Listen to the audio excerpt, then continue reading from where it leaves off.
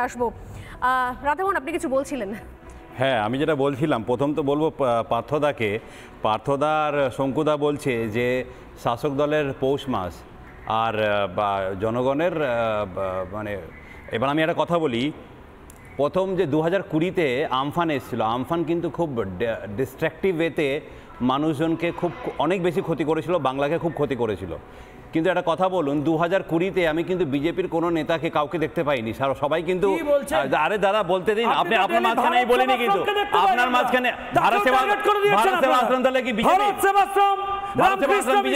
আমি বিজেপি নেতা বললাম, বিজেপি মানে আপনি বলে দিচ্ছেন ভারত সেবা আশ্রম বিজেপি নেতা, মানে আপনি বলে দিচ্ছেন তো আমি বিজেপি নেতা বললাম, আমি বিজেপি নেতা বলে দিলাম, আমি ভারত সেবা আশ্রম আমি না আমি বিজেপি নেতার কথা বলছি। হ্যালো, এক সেকেন্ড, আপনাদের কথা শঙ্কুদেব প্লিজ, রাধামোহন শঙ্কুদেব প্লিজ, আমি আসবো।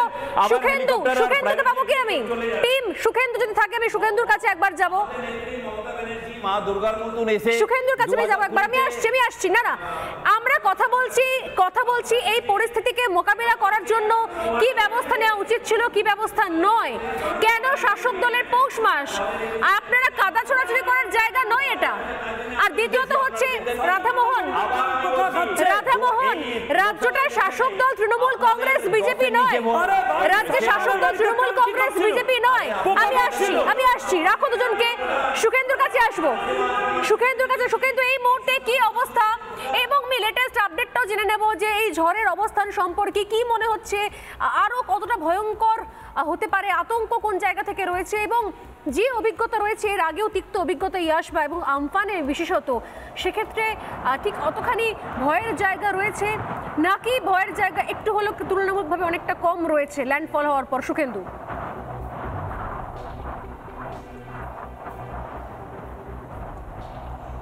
সোনালি, একটা কথা বলি, আজ হচ্ছে 26শে মে, ঠিক 3 বছর আগে 2021 সালে এই 26শে মেই আছড়ে পড়েছিল ঘূর্ণিঝড় ইয়াস, যে ঝড়ের গতিবেগ ছিল ঘন্টায় সর্বোচ্চ 100 কিলোমিটার প্রতি ঘন্টা বলা হয়েছিল।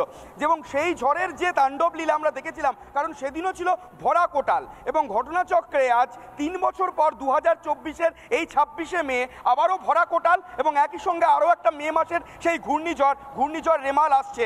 এই মুহূর্তে আমার ভিডিও জার্নালিস্ট দেবব্রত দেখাবে, সকাল থেকেই দেখাচ্ছি, দেখো এই মুহূর্তে দীঘার সমুদ্র সৈকতের ছবিটা একেবারে খাঁ করছে। যে দীঘার সমুদ্র সৈকত কার্যত পর্যটকে মানে ভর্তি থাকে, সেই সমুদ্র তট কার্যত ফাঁকা, কারণ প্রশাসনের তরফ থেকে সকলকে সরিয়ে দেওয়া হয়েছে, কারণ যে কোনো রকম এই যে ঘূর্ণিঝড় তার যে কোনো বিষয়ে সতর্কতা অবলম্বন করায়, সেই সতর্কতাই নেওয়া হয়েছে প্রশাসনের তরফে, অর্থাৎ সাধারণ মানুষ বা পর্যটক যারা রয়েছেন তাদেরকে সমুদ্র তট থেকে দূরে সরিয়ে রাখা হচ্ছে এবং বারবার মাইকিং করা হচ্ছে।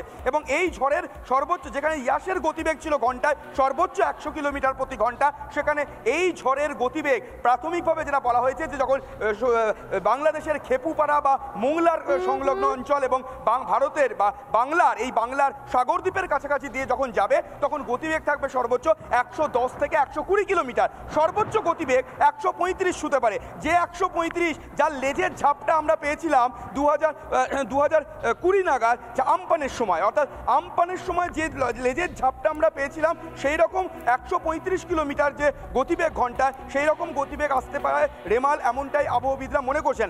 পাশাপাশি বেশ কয়েকটা তথ্য স্বর্ণালী জানিয়ে রাখি, এবং যে সমস্ত আমরা শুধুমাত্র যে কলকাতা নয়, গোটা বাংলার বিভিন্ন জেলার যারা রয়েছেন তাদেরকেও সতর্ক থাকাটা অত্যন্ত গুরুত্বপূর্ণ। যে তথ্য এখনো পর্যন্ত আমি পেয়েছি বিভিন্ন জায়গা থেকে, সেই তথ্যগুলো জানিয়ে রাখি যে উত্তর 24 পরগনা এবং দক্ষিণ 24 পরগনায় রবিবার রাতে ঝড়ের গতিবেগ হতে পারে ঘন্টায় 100 থেকে 110 কিলোমিটার পর্যন্ত। উত্তর 24 পরগনা এবং দক্ষিণ 24 পরগনার জন্য ঝড়ের গতিবেগ হতে পারে 100 থেকে 110 কিলোমিটার প্রতি ঘন্টা। অন্যদিকে হাওড়া, কলকাতা, হুগলি, পূর্ব মেদিনীপুর, এবং পূর্ব মেদিনীপুর, যেখানে ঝড়ের গতিবেগ হতে পারে সর্বোচ্চ 70 থেকে 80 কিলোমিটার প্রতি ঘন্টা, যা সর্বোচ্চ গতিবেগ হতে পারে ঘন্টায় 90 কিলোমিটার।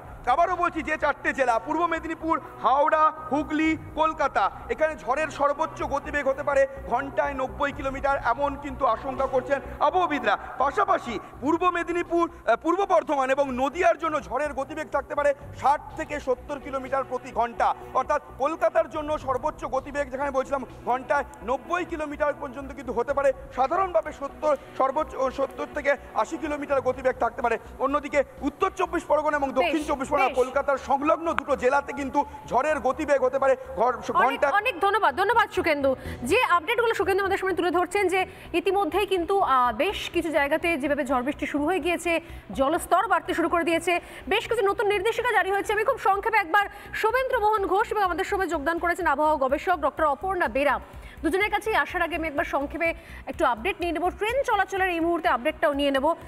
যে আপডেট আসছে আমাদের কাছে যে রেমালের প্রভাবে শিয়ালদা দক্ষিণ শাখায় কিন্তু ট্রেন চলাচলের প্রভাব পড়ছে। নামখানা লোকাল যাচ্ছে লক্ষ্মীকান্তপুর পর্যন্ত, সন্ধ্যের পর লক্ষ্মীকান্তপুরে শেষ ট্রেন, আর কোনো ট্রেন লক্ষ্মীকান্তপুর যাবে না, তারপরে বন্ধ করা হবে ট্রেন পরিষেবা। রেমালের প্রভাব পড়েছে শিয়ালদা দক্ষিণ শাখায়, নামখানা লোকাল যাবে লক্ষ্মীকান্তপুর পর্যন্ত যাওয়ার পর সন্ধ্যের পর সেটাই শেষ ট্রেন হবে, তারপরে বন্ধ করা হবে ট্রেন পরিষেবা। যদিও কিছুক্ষণ আগে মেট্রোর জন্য বিশেষ কিছু নির্দেশিকা জারি করা হয়েছিল, দুর্ঘটনা এড়াতে সিদ্ধান্ত নেওয়া হয়েছিল যে মাটির ওপরে থাকা স্টেশনগুলোর মেট্রো বন্ধ থাকবে, তবে আপাতত কিন্তু মেট্রো পরিষেবা স্বাভাবিক করা হলো, তবে আগামীতে আবারও বন্ধ করার একটা সম্ভাবনা কিন্তু রয়েছে।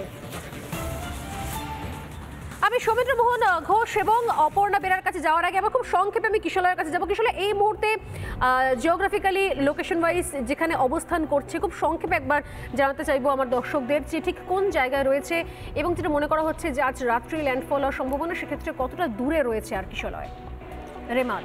একদমই স্বর্ণালী, খুব দ্রুত ওয়েদার ডেস্ক থেকে আমাদের এই অত্যাধুনিক ওয়েদার ট্র্যাকিং মেশিনের দ্বারা দেখিয়ে দেবো এই মুহূর্তে রেমাল, এই লাল অংশ হচ্ছে রেমাল, অত্যন্ত শক্তিশালী হাওয়া এই মুহূর্তে কোথায় অবস্থান করছে স্যাটেলাইট ইমেজের মাধ্যমে দেখাচ্ছি। এবং এই মুহূর্তে এইদিকে ভারত, গঙ্গাসাগর অর্থাৎ সাগরদ্বীপ এবং বাংলাদেশ, তার মাঝামাঝি একটি অঞ্চলের মধ্যে দেখা যাচ্ছে রেমাল এগোচ্ছে স্থলের দিকে। মধ্যরাত্রে এই আই অফ দ্য স্টর্ম অর্থাৎ ঝড়ের চোখ এসে পড়বে স্থলভাগে এবং তারপরেই শুরু হবে আরও বেশি করে তাণ্ডব। এই মুহূর্তে জিওগ্রাফিক্যাল পরিস্থিতি দেখালাম, রেমালের অবস্থান। স্বর্ণালী, ধন্যবাদ কিশলয়। আমি সরাসরি চলে আসছি সৌমেন্দ্র মোহন ঘোষের কাছে। সৌমেন্দ্রবাবু, যে কথা এর আগেও বলা হয়েছিল গাছ উপড়ে যাওয়া থেকে শুরু করে অনেক কিছু প্রতি সময় আমরা দেখি, সেটা কখনো ম্যানগ্রোভ হোক বা শহরাঞ্চলে গাছ হোক বা বিভিন্ন সময়তে, তা সেই বৃক্ষ রোপণ করা থেকে শুরু করে তার উৎপাটন পর্যন্ত, কারণ সবটাই হয় ভুল পদ্ধতিতে।